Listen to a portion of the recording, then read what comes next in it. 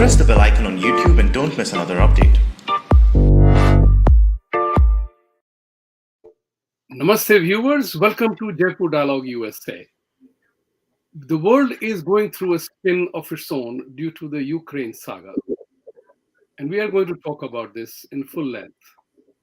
As the story goes, as of now, I believe the news came that Russia has put its nuclear team on alert in readiness.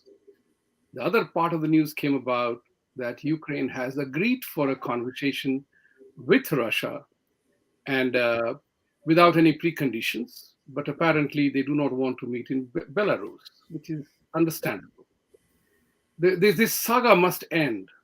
And to discuss this matter, we are here with two geopolitical strategists. One is Dr. Adityanjee. He is a founder of Council for Strategic Analysis, and Dr. Vijay Sazawal. Sazawalji, yes, Sazawal. How do you address your last name? Sazawal.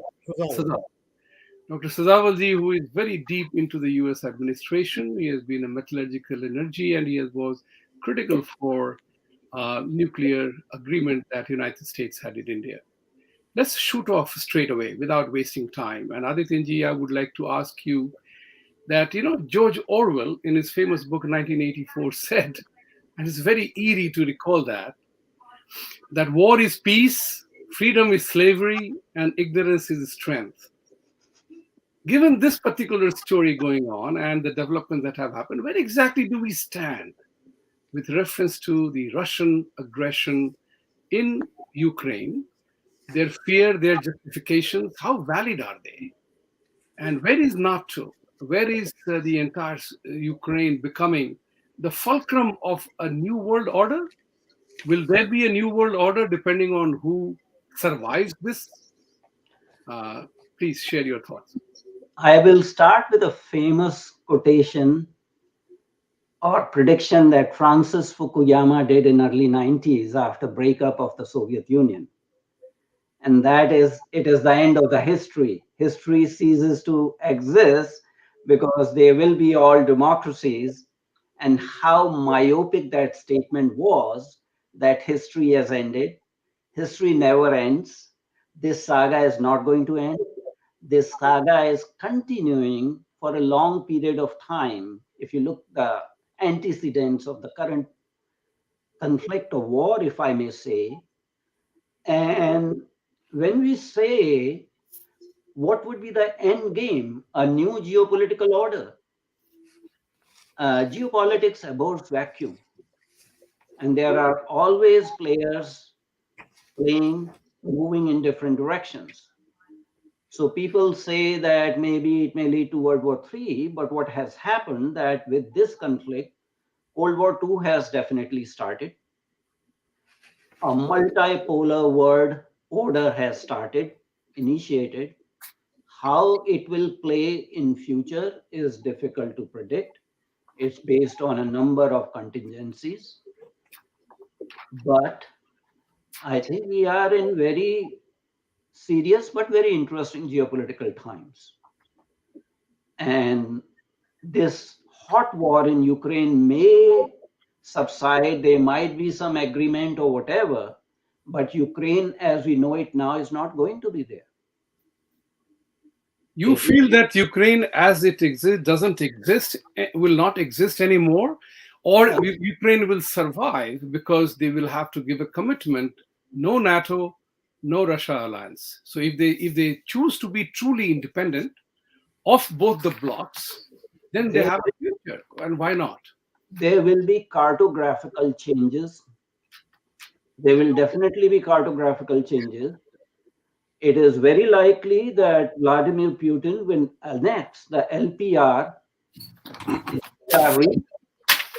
pretty much Donbass region. He is going to play by the book. He has recognized those republics. And once this conflict ends, or part of the end game would be those republics passing resolutions joining Russian Federation.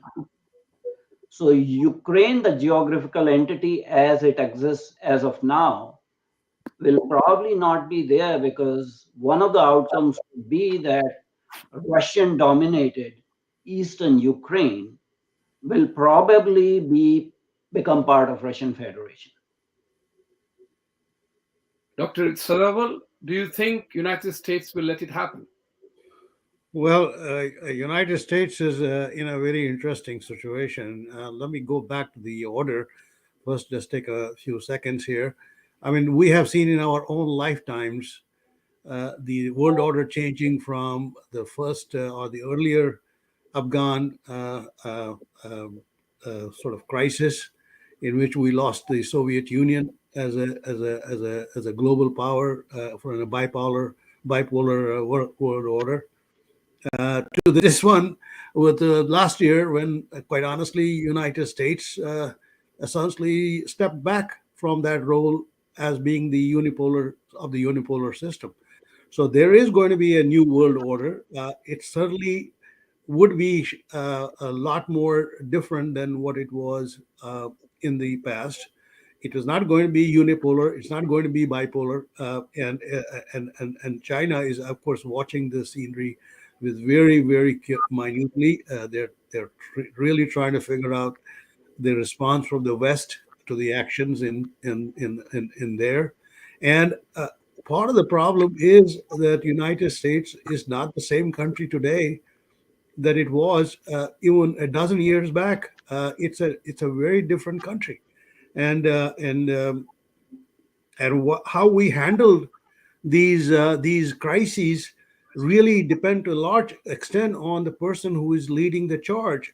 I will tell you, we had, in case of Ukraine, specifically to respect to Ukraine, we had promises made, promises broken. We had a restitching of the geopolitical order, and then we had the unraveling of the geopolitical order. And I'll do one thing. I'll tell you one thing. I have today a great respect for Mr. Obama. Obama actually prevented this war that's happening today from happening way back in 2014. It would have happened in 2014, quite honestly, because by that time it was very clear that the agreements that were made to the Russians had been sort of usurped, and Mr. Obama realized that there was a war on the horizon, didn't want the war, sort of the same logic as he did with the Iran, JPCO. And what happened was the Minsk agreement came. Minsk agreement is really a very crucial agreement that actually postponed this event till today. If I may, I would like to interrupt you here by saying that about the Minsk agreement, Russia was the happiest with the Minsk agreement, but it is reported that it is United States, at the prompting of United States, Ukraine kept violating the elements of Minsk agreement. How valid is that accusation? Well, the thing is, it's with the United States support. I mean, it's not. See, what happened was that you had a situation where right after the Soviet breakdown of the Soviet system, the Ukrainian boundaries, started sort of becoming restless, because you had a substantial Russian population that over the years of the last previous 70 years had migrated, particularly to the industrial belts of these various Soviet satellite states outside of Russia. And this region, which is basically east of Kharkiv, including Kharkiv, which, by the way, I have seen, from Kharkiv all the way going up to the Donbass region. That region is essentially all populated by Russians who moved in after the huge industrial belt. They moved in after the Second World War, because there was a dissemination, total, essentially almost all male population in that area just was wiped out. So they moved in. So they left. They were left kind of hanging. What the heck do we do now that we are in a wrong country now? And the agreement was made right away that they should have a certain degree of their own regional independence. and that was the essence essentially of what which was forgotten, by the way, in between, especially during President Clinton's time, but it was revived by Mr. Obama, and he essentially, there's a Minsk one and a Minsk two, and Minsk two is very clear. Those presidents of those breakaway regions actually have the same status as the person in Kiev. So, but what happened was, uh, the Ukrainians didn't keep the promise. They in fact unleashed these neo-Nazis, part of thing, onto the on. We have a line of control in Kashmir. We have actually line of contact (LOC) in Donbass, where you have essentially Russian population on the eastern side, and you have a whole bunch of not that many Ukrainian soldiers as neo-Nazis and others, paramilitaries. You can say mujahideen in a way, on the other side of the line of contact. So you had this problem going on for 8 years.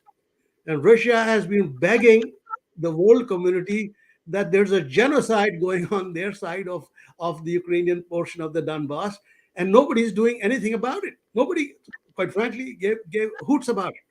So he waited for his time until he would reach to the point where he could militarily give the promise to the people that I'm going to get accountability for what has happened to you guys, and I will do my best to unravel those whole structures. So we are today seeing this in many ways. This is what Mr. Obama realized. This is why he pushed for the Minsk one and Minsk two, and the idea was that these agreements will be basically come through. Ukrainians didn't follow it, but I squarely blame United States being part of process in which they conveniently ignored it. Now, even if you today see the bombing that is taking place, it's very interesting.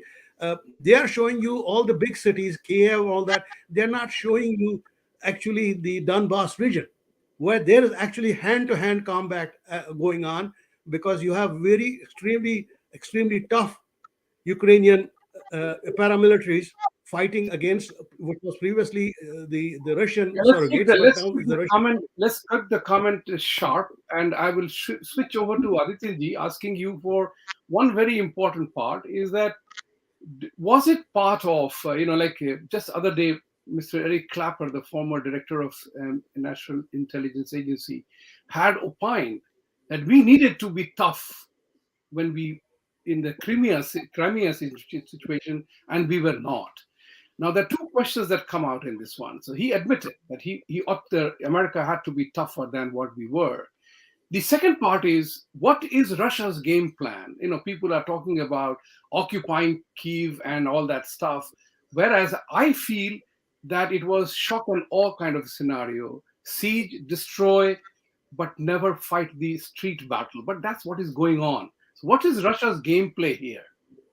Okay, I think we elected the nuclear system as well. That's why we may have to go back a little bit back into the history. At the end of Second World War to 1991, we had a bipolar world where there was mutual assured destruction with fall of Soviet Union. In 1990, United States, specifically Secretary of State James Baker, had given verbal assurances to Gorbachev to allow German unification, and had stated that there will not be even 1 inch eastward NATO expansion. There were 15 NATO countries around that time. Now there are 30. Throughout the 90s, NATO kept on expanding, and anytime Russia made any objection, it was said, well, live with it, we won the Cold War. There was a very arrogant attitude towards Russia. In fact, Russia was humiliated several times in 1990s. And at some point in time, Putin himself said that if you compress the spring for a long period of time, it rebounds. There are a number of Russian grievances. Russia does not want Ukraine to become a NATO member. And United States, successive administrations failed to give an assurance that Ukraine will not be part of the NATO. I think that is a genuine grievance on part of Russia.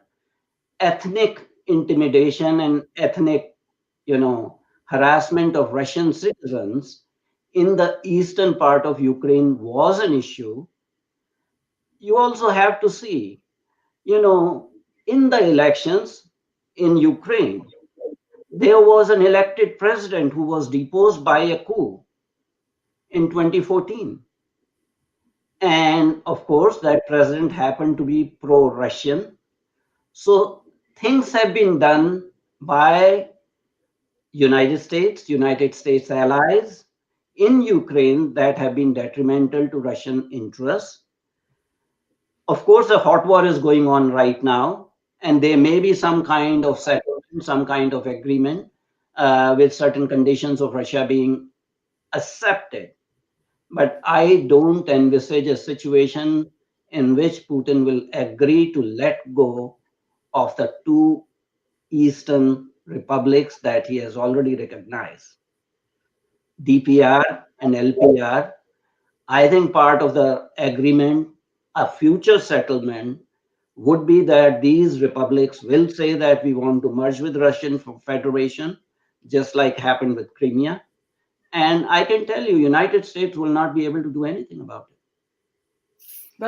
That's very interesting because in the scenario that we are in right now, sometimes it makes me wonder that Europe has its own domestic, I would say European domestic scenario, in which they indulge in redrawing the boundaries. They have their own regional conflicts, which somehow or the other ends up becoming a global issue. The first two world wars are classic examples. So they were basically domestic European challenges, and they became world wars because the imperial powers brought the colonial army to fight their war. My question here is very simple: is that does the world powers like India, the Asians, the Chinese, and everybody, something is going on in the new world order is coming up because China has its own desires in Afghanistan, in Taiwan, in Hong Kong. They have done whatever they did. The Western powers stayed quiet when China did whatever it did in Hong Kong, whatever it does in Taiwan. Threats are being issued, but no action is happening thus far and no further.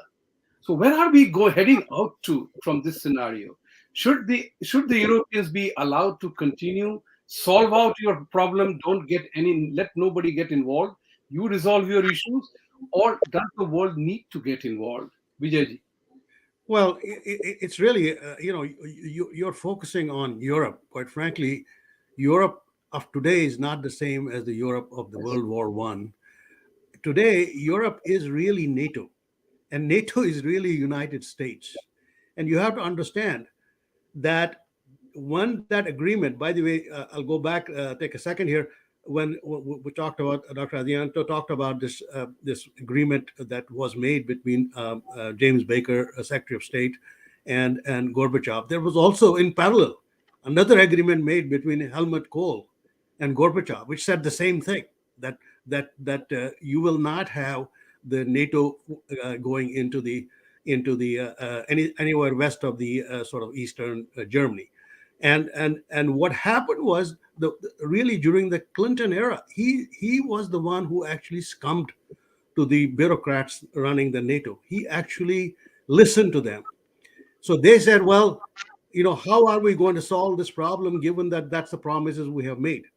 So they said, Mr. President, you have right now pretty much a little poodle there in Russia as the president by the name of Boris Yeltsin, and he is so desperate, and he is so he needs to be so much loud that we can cuddle him around and we can bring him along, and we can give them money, we can give them these different programs. I was involved in many of the programs under President Clinton's time, supporting the engineers in the nuclear establishment of the former Soviet Union, including Russia.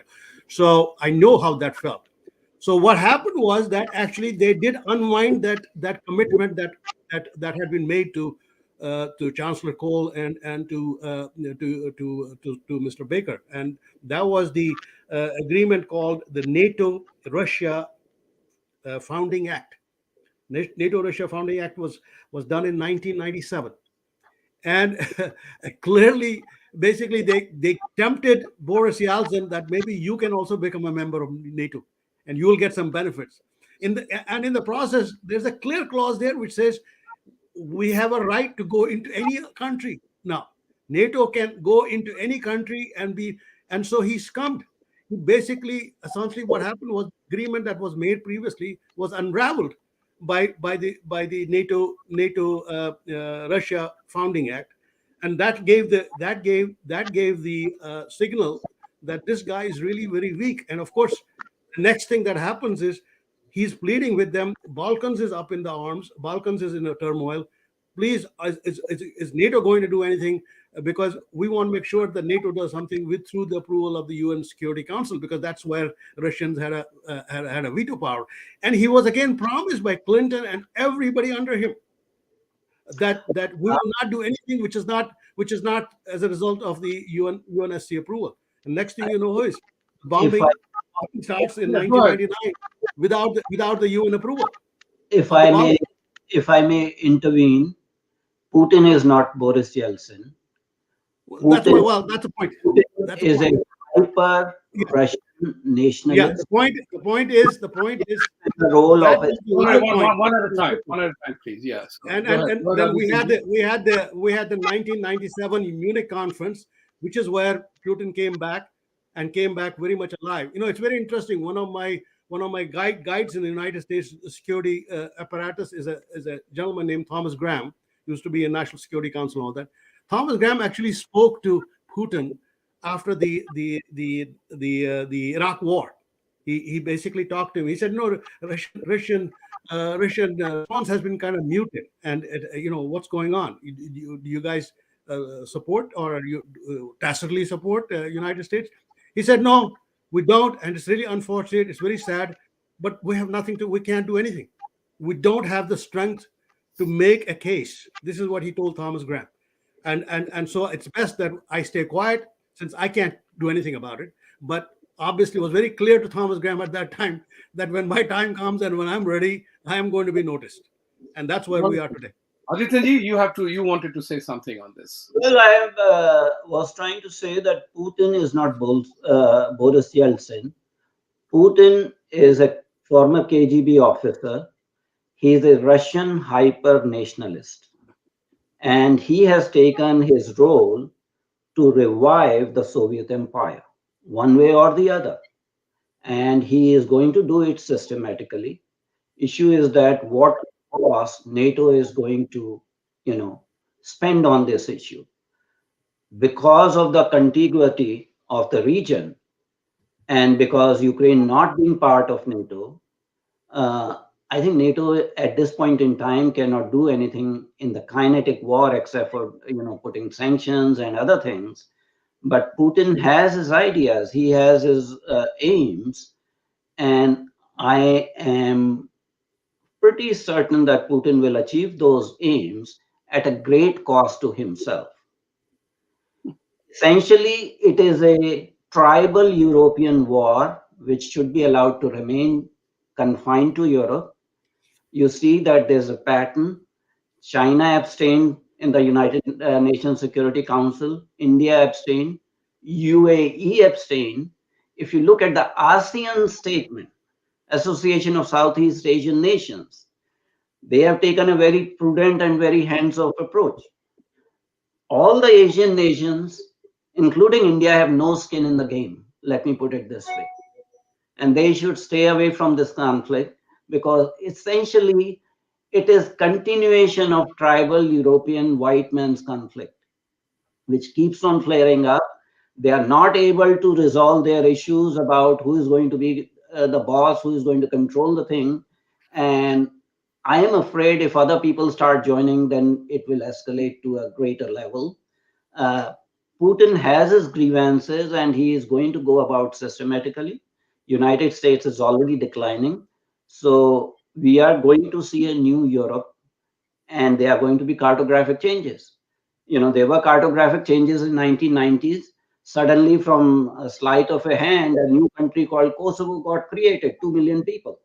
So if you go to those levels of absurdities and you humiliate your adversaries, it lays the groundwork for a future war. You brought a very interesting point, Adityanjee. The humiliation of your enemy, it's something which is what, in any kind of a civil dialogue, you can't call your adversary, I won't even say they use the word enemy, adversary, with such degradable words that you enter a point of no return. Calling Putin murderer, calling Modi maut ka saudagar, calling Modi chaukidar chor hai, you send those people from a point of no return. How can you sit with for a conversation then who you call a murderer? That means you are falling in your own esteem and your own status and your own words, that you are willing to sit to talk with a murderer. It's the rhetoric that is going on is rather disturbing. I mean, it is, I see this particularly happening in the American circles where. Well, let me give you an example of it. I will come back to you in a minute. I will come to you, Vijayji, in this matter. No, I was going to elaborate on what you said. Yeah, thank you. What I wanted to say is that, United States and Europe can't participate militarily because they are not, Ukraine is not a NATO nation, but they have imposed sanctions. Putin has been suspended from the Judo Federation of the Judo banking system. They are being siphoned off. Cut off is happening. But I'm 100% sure that Putin has factored these issues in his decision making to do that.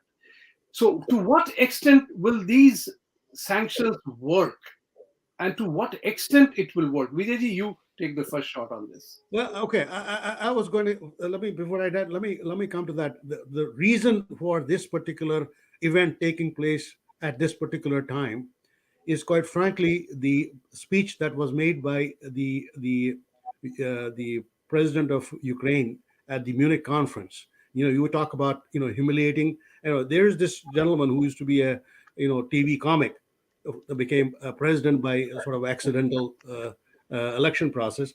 Right. He made 3 points very strong. He basically said West is appeasing Putin, and this is, you guys are all basically you have become mouse. You have no guts. He's talking like that. You have no guts. He's talking about the Western leaders have no guts. They have become his minions. Then he called Putin a liar. He started basically insulting him completely, and finally he said, I want the Budapest Memorandum back. Now, that's a very interesting item because Budapest Memorandum, which was done in 1997, basically denuclearized Ukraine. So he wants Ukrainian. He wants, and he knows that the politics around United States and elsewhere is kind of leaning towards removing the Budapest Memorandum. So the timing was done because you certainly change an order of things. If you become a nuclear power, then the whole complex of the conflict changes. But that was one of the reasons why it was done. Now, coming back to the question of sanctions, quite frankly, sanctions have never worked. Now, will there be pain on Russia? Absolutely, there will be pain on Russia. It will not be easy. Their economy will suffer. The ruble has kind of tanked.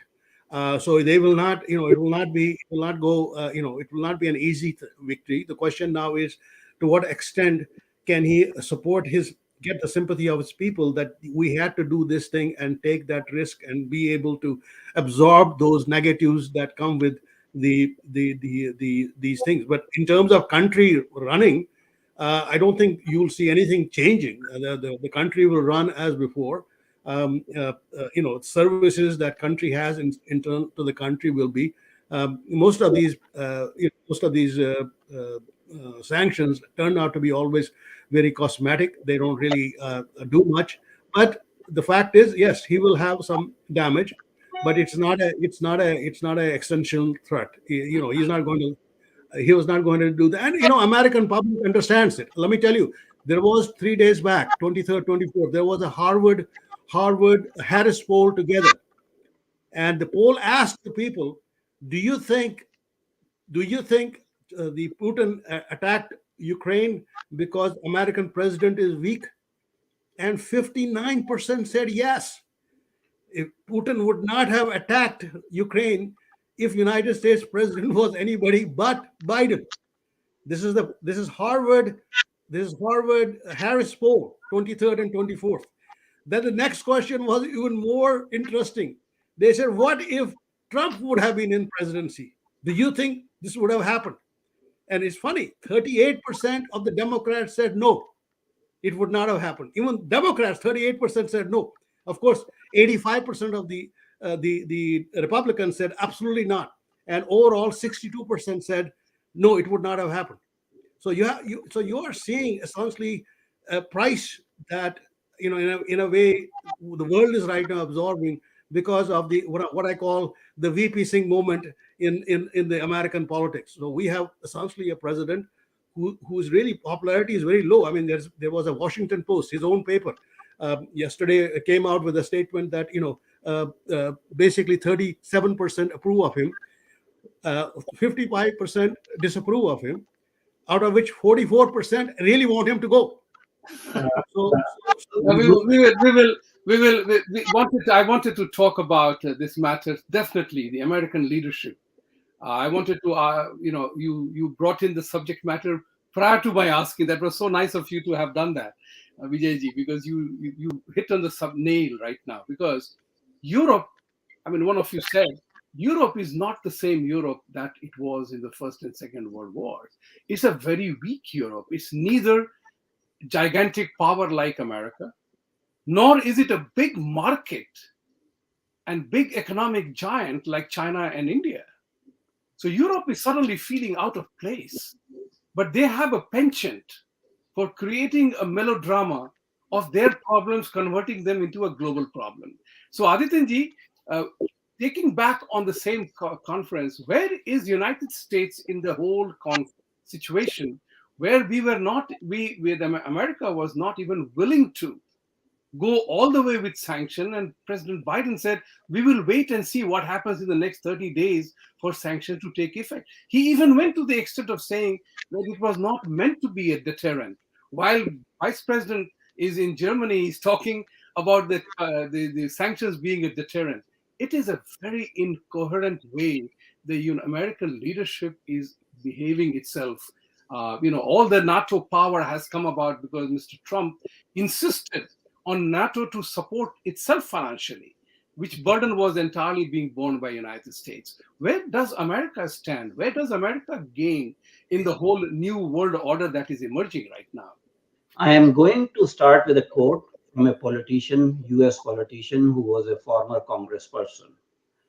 And the quote is, "This war and suffering could have easily been avoided if Biden administration or NATO had simply acknowledged Russia's legitimate security concerns regarding Ukraine's becoming a member of NATO, which would mean US NATO forces right on Russia's border." And that politician is Tulsi Gabbard. Right. Now, I can tell you, we can personalize everything on Biden or Democrats, but if you look, there are series of decisions made from 1991 onwards, whether it was a Democratic administration or a Republican-controlled administration. The same guarantee could have been given to Russia under Trump administration. It was not given. It could have actually prevented this war from happening. As far as the impact of sanctions, let's not forget, Russia is economically in a very robust situation as compared to United States. Russia is sitting more than $600 billion of foreign exchange reserves. Russia controls, a lot of natural gas and oil as a commodity. And where commodity prices are going, up and up as a result of this conflict. So even if the Western Europe does not want to purchase gas or oil from Russia, which they will be forced to, otherwise they will have very bleak winter, there are other countries that are willing to buy, especially China is willing to buy as much energy from Russia as possible. So yes, there will be some inconvenience to Russian Federation and to Putin as a result of these financial sanctions. But these limitations will not be crippling in nature. And ultimately, I think there will be cartographic changes in Europe. How Exactly, that cannot be predicted at this point in time. The war is creating difficulty for United States and NATO. War is also creating difficulty for Russia and Putin. Let me be very explicit. The plan, the way it was envisaged, there was more resistance from the Ukrainian forces. Russia has lost a lot of equipment and soldiers. So there will be a cost to Russian Federation and Putin. As and when this is resolved on the table, Ukraine's geographical, sanctity will not be honored. Mark my words. Russia is not going to give back Crimea. Russia is not going to let these two republics be part of Ukraine, because since Zelensky came, the atrocities on Ukrainian of Russian origin have increased since May of 2019. And there is a genuine concern for security of Russian speaking Ukrainians. Interestingly, in United Nations General Assembly, there was a sort of resolution in December of 2021 about ending the glorification of Nazism. There were two countries that voted against that resolution. One was Ukraine, second was United States. So that speaks volumes. I think people in successive US administrations have had very arrogant attitude towards a subdued Russian Federation and have poked the bear in the eye.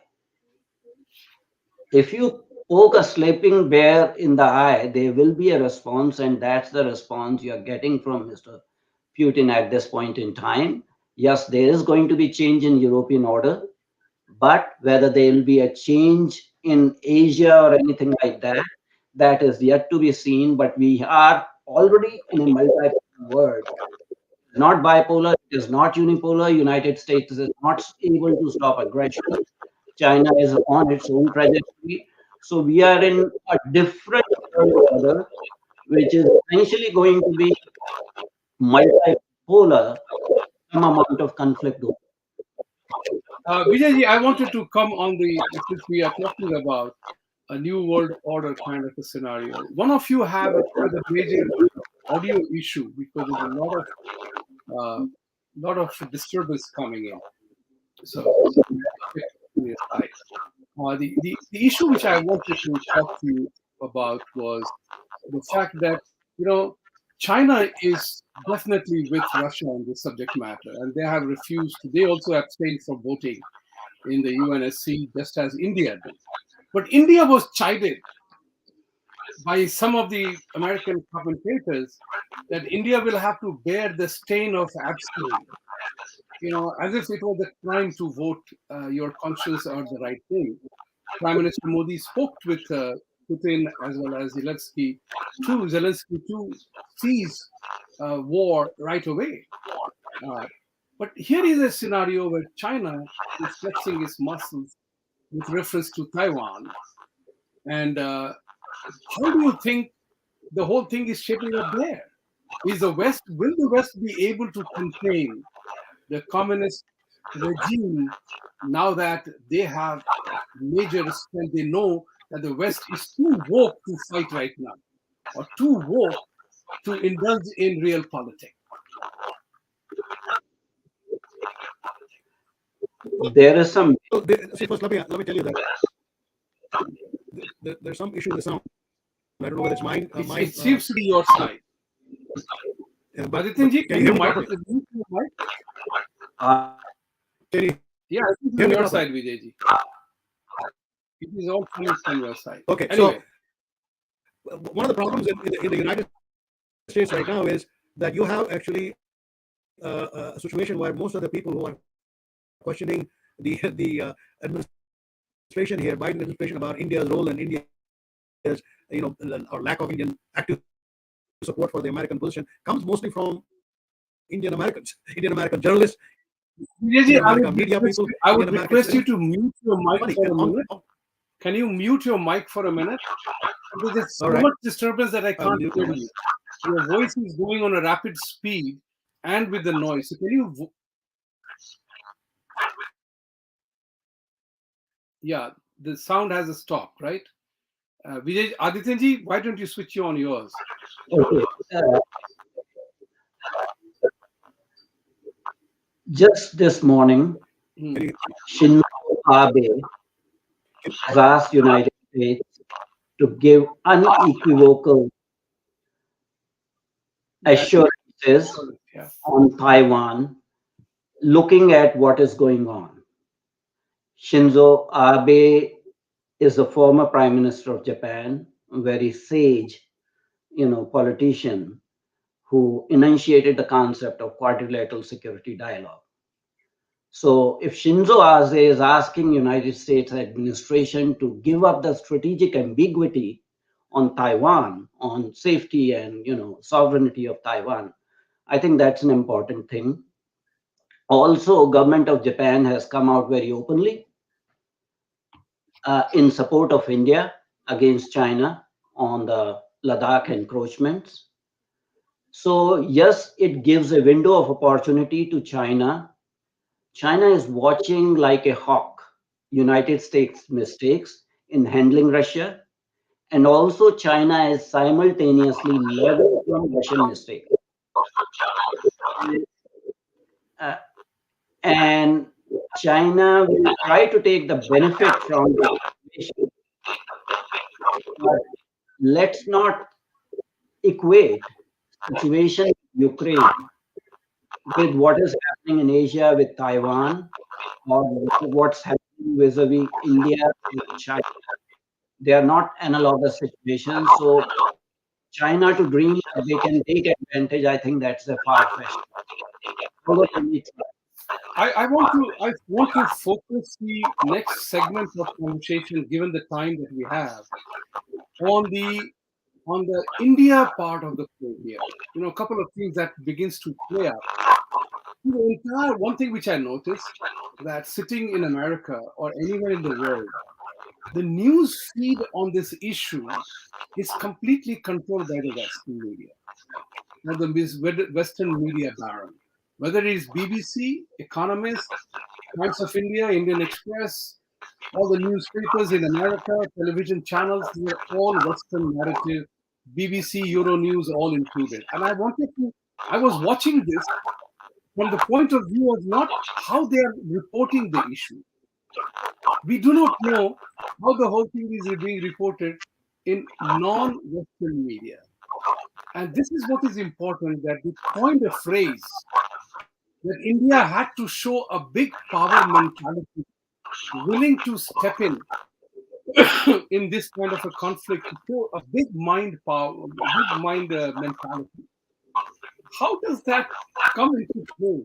Where is the big mind mentality, big power mentality when it comes to the Western countries dealing with Indian issues?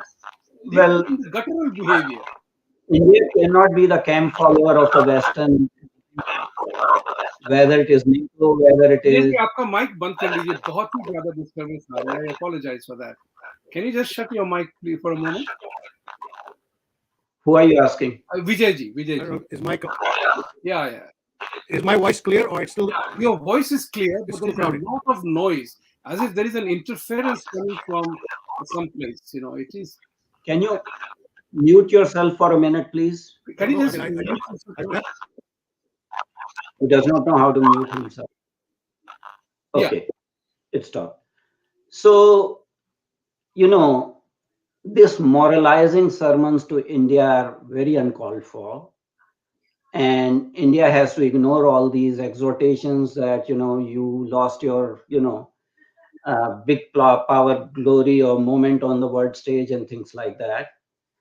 I think India's response is geopolitically correct. It is in India's interest not to be a follower of the West in this particular conflict. India has no skin in the game, and let me be very emphatic. The relationship between Ukraine and India does not inspire confidence. Ukraine sold T-80 tanks to Pakistan, $680 million. Ukraine still has a contract to service those Pakistani tanks. Ukraine has been critical of India on what, whether it's Kashmir or any other solution. Ukraine is a country that sold just for $20 million an aircraft carrier, unfinished aircraft carrier called Variag, China in 1998, ostensibly to create a floating casino, and that was refurbished and used as China's aircraft carrier. Live. As we speak, as of today, Indian students in Ukraine have been threatened by Ukraine administration that since India voted against Ukraine in United Nations Security Council, some of the students they are reporting that they are being beaten up and they are being held hostage despite the Operation Ganga. So it's not so clear cut. Both sides have their problems. India does not feel obligated to, not staunchly side in favor of Ukraine vis-a-vis Russia. Russia has been a time-consuming. There have been some ongoing problems. India's stance is politically correct, geopolitically correct, and what India is doing is in India's national interest. And India's national interest does not allow India to take sides with NATO or with Ukraine vis-a-vis Russia, because we have a totally different relationship with Russia that at this point in time cannot be replicated or replaced by United States because of United States' own problems. So India is doing exactly right. India cannot be West's minion. India has its own, strategic independence and autonomy, strategic, neutrality.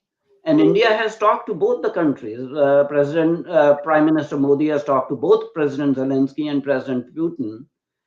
And even the statement given by India in the United Nations Security Council basically ask for dialogue rather than war, and come to the discussion table and sort these things out without causing further destruction of property or people, while ensuring safety of Indian citizens in that country. So India is doing what is right for India. It is also very important to bear in mind that who do you forsake your relationship for? Because, and not for Ukraine. With all due respect to every sovereign nation, that nobody has to suffer the ignominy of what it is. But Ukraine has always been, as you very correctly and very accurately pointed out, Ukraine's position vis-a-vis India on political and diplomatic initiatives has been anti-India. As a matter of fact, they have been misbehaving with the Indian students trying to get out of that place. So that's not being an act of friendly. So if they are trying to hurt the Indian students in the name of the fact that your government voted against us, then the question also arises that the Indian government voted against you because you were doing things against the government of India in favor of Pakistan. So, that's what is important. I'm sorry to have lost Mr. Vijayji in this matter, because I think he had a serious mic issue, which was really creating. So I hope he's able to come back with the audio being correct. So that being the situation, I wanted to also talk to you about one more thing. Yes. So Vijayji is backstage. I hope he's able to come back, because the console may have decided there was too much of disturbance on that. But let's continue the conversation. Sure. The other part is, it is an unmitigated disaster for the people, common people. Migration. People have to leave in this winter, this cold weather. They have to travel to Poland and other places. The other part which is very important is, as I've always said, that the Western institutions, Western countries have created institutions. We have created institutions where they are able to take action. Roman Abramovich, who is a Putin supporter, was owner of Chelsea Football Club. Sanction on him, he had to relinquish the ownership. Putin has gone out of the Federation of Judo Association. These are issues which might force people to look at alternatives. Just as Twitter, Facebook banned Trump, and there are alternates, so social media is emerging out of that. So just like India closed down Coca-Cola and IBM, and we had our Fanta and our 7-Ups and all these things came up. The need always forces people to come back up. So Console, please bring Vijayji back up. I hope his mic is working all right. Thank you. So the question here is that, do you think, I'll just elaborate a little bit more on that. We are running out of time. Is the important part is, just as Hollywood has Oscar, Emmy, various awards in entertainment field, Pulitzer, which is again journalistic award. You have Nobel elements of which is from journalism to literature to science, physics, commerce, and everything else. All these institutions, World Cup of football, World Cup soccer, Olympic Games, these are all Western institutions. And they are thus able to act for or against somebody when it comes to, do you think a new world order will emerge in which India will say, I have my own coup, I don't need Twitter? Think about it like this. Twitter is unable to ban people making false statements in India, but India is not able to take any action against that. Do you think there is some kind of a repercussion going to happen driven by technology? It will happen, and it is already happening, but it is happening somewhat slowly. So I'll give you the issue of financial sanctions on Russia, the SWIFT mechanism. From 2014 onwards, after certain financial sanctions were imposed on Russia, Russia started another system called SPF. In 2015, China started CIPS, another cross-border interbank. Similarly, within India, Vijay, apne ko mute kar dijiye zara. Just mute yourself. Don't block yourself. Just mute your computer. Yes. Just hold there. I'll ask you to come back with your comment. Yeah, go ahead. India uses a system called IFSC that is within India for bank transfer codes and all that sort of thing. But with the RuPay system, see, Singapore has agreed to accede to RuPay system. Nepal has agreed to use RuPay system. So you will see that there are regional systems that will take the hegemony of Western financial institutions. This is happening. Prior to First World War, Indian rupee was legal tender in whole of the Middle East. That changed, after Second World War and India's independence. But you are going to see in countries in Asia, some of the Asian countries will prefer to do trade in rupee system. India is already doing transactions with Iran in rupee system. With financial sanctions against Russia, probably Russia and India will have to do trade in rupee system again.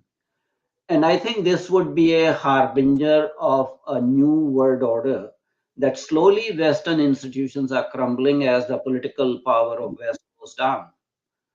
And it is bound to happen. History never ceases. Empires come, empires go. West is declining. United States is declining. Despite geographical expansion of NATO has become an impotent organization. It's not able to achieve anything. So is United Nations. Well, United Nations is a defunct organization. It should have the fate of League of Nations. So we are in a totally new era with a multipolar world that has emerged. There's a new Cold War which has already started.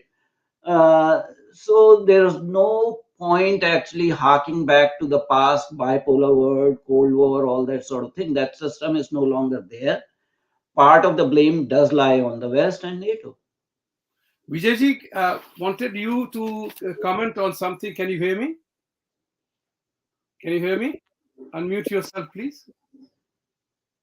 Okay, you lost him. All right. Let's go back to one more thing here that I wanted to, in the remaining few minutes that we have, wanted to ask you that, when you see this, there was a little cry about India abstaining from the vote and India not taking an immoral stand for being, neutral or not voting against this thing. So much so that the newspaper talked about the fact that Biden made a statement that those people who are not supporting Ukraine, they are on the wrong side of the history. That's a very interesting statement to make for a country that has been, we as an American, we know we are able to watch America closely, dispassionately, and as passionately as an American the way we are, where we are going wrong. And somewhere along the line, we have definitely bitten the wrong kind of bullets. So, for example, everybody asked India not to say something. The challenge is very simple. Nobody is asking Organization of Islamic Countries to vote their conscience or the countries there. Why are we being bullied into voting one way or the other? Vijayji? Yes, I've changed the computer. So the problem was the computer. No. Everything has suddenly become so civilized. So thank you very much. But we have only 3 minutes remaining, and I wanted you to speak on one thing: is that the American sermonizing of India. How do you feel about it as an American? I feel very terrible about it. That they are sermonizing India. There was a guy from Heritage Foundation who was saying India is losing out. India is losing out on the U.S.-India relationship.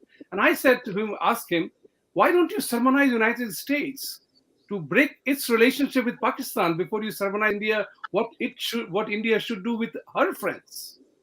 Well, so, I think it's a culture. I don't think it's a issue of sort of political strategy they have. I think it's a cultural issue that all the white countries have. Quite honestly, this is a colonial leftover hangover mentality. This is basically somehow they use it to put themselves on a different pedestal than the others. That's why other day when I made a comment that we ought to be doing what Mr. Chelani has said, which is our Indian reaction to this invasion should be very similar to how United States has reacted when Pakistan has attacked India or Chinese in Galwan and other places. At that time, quite honestly, the problem is we don't like to test the relationships by telling them, if you don't be on our side, then you are opposite us. That's not the Indian way of doing it. But the fact is, I don't think it's a matter of strategy. I think it's a cultural baggage they carry from the near history of the colonial era. Somehow they have a feeling that if we say jump, everybody should jump. If somebody else says jump, are you in a position to really ask us to jump? They use dual sort of approaches to that. The challenge, quite honestly, here is that we have to make certain that India at the end does what India wants to, is in their own both strategic, global, and national security interests. So to the extent that my own experience is, quite honestly, that most of the Indian Americans are at the helm of pushing India to have a changed position, and at least you have two speakers here who are not in that camp. We do believe India has a right to its own thought process, and they should do what is best for their country, as much as everybody else thinks the same way. And it's just unfortunate. I think I was going to earlier also ask about this. I mean, there's a lot of social media information coming out, which is kind of making up the news. But quite honestly, you go back to what Putin said at the beginning, that he had no intention of occupying Ukraine. He's primarily trying to recover for the Donbass area, that land. He's very clear on that. He wants to get all of that line of contact to move all the way to the actual boundary of those regions. And I understand one of them he has already succeeded as of last night. The other one is almost 80% done. As you know, this news about the Donbass region is not on the Western media because they dare not show it, because most of those guys fighting on the Ukrainian side have strange insignias on their battle fatigues, so they are not going to show you. And the fact is that the idea of bombing military structures is simply to cripple their control command structure. and to the extent, of course, see, they have won, they have lost. I mean, they will always, the war will have casualties. I mean, that's a statement of fact. But they are themselves admitting, Americans are themselves admitting, he has only put in almost 35 to 40% of the force is still essentially used. 65% of the force is still not actually, is still in a holding pattern. So he's going surgical as much as he can. The truth of the matter is, his intention is to demilitarize Ukraine and hold those neo-Nazis accountable. He has no. Thank you very much, Vijayji. I wish now you know which computer to choose next time. Yes, and I apologize. Really apologize that. Hey, listen, even we look at the marvel of technology. That sitting in 3 different locations, we were able to identify the problem and fix it. So which means that if you are determined to fix the problem, I need to check out my little this thing. I don't think that works. Having said that, Adityanjee, in 30 seconds, you're closing a statement. When does this whole thing saga end? The new world order is coming, we know. When does it end? This saga is not going to end because Putin is not going to stop here. He has historical grievances. Mark my words, there will be cartographic changes in Europe. Putin considers himself as reincarnation of a Russian Tsar. And I think he has certain issues there. As far as India stands, Vibhuti, you must have known that Hindi proverb, when an elephant walks on the road, dogs start barking. India should do its own thing. India should not pay any heed to sermonizing by the West. And one last thing, Republic of Texas declared its independence from Mexico on March 2nd, 1836. Republic of Texas was recognized by the US as an independent country in 1837. Republic of Texas was a free North American nation from 1836 to 1846 when it was annexed by United States of America. That's why they always talk about the Lone Star State, and they always learn history and don't sermonize. Your hands are in blood. Thank you. Thank you very much, both of you. I definitely apologize for the audio challenge that we had, but we know where it was located. Vijayji is fixing his computer. So welcome back, all of you. Thank you, viewers. Like, subscribe, share the channel, Jaipur Dialogue USA. We are a new entity. We are trying to establish our own identity. So support us and share the word across. Thank you very much, gentlemen. Thank you. See you again. Namaskar. Thank you. Thank you.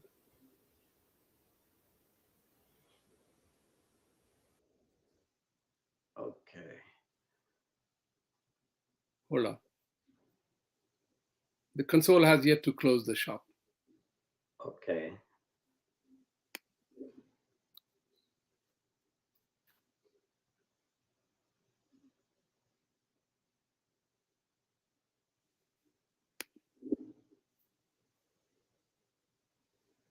You can leave if you want to. We will talk. I'll call back later.